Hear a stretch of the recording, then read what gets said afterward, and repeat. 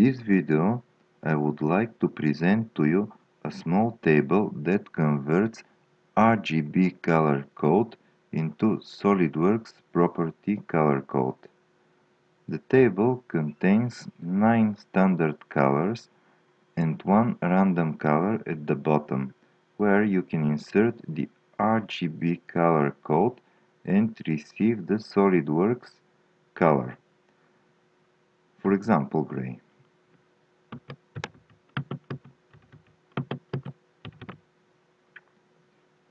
Then I copy this value and paste it in this table, which is extracted from my SOLIDWORKS stud detail.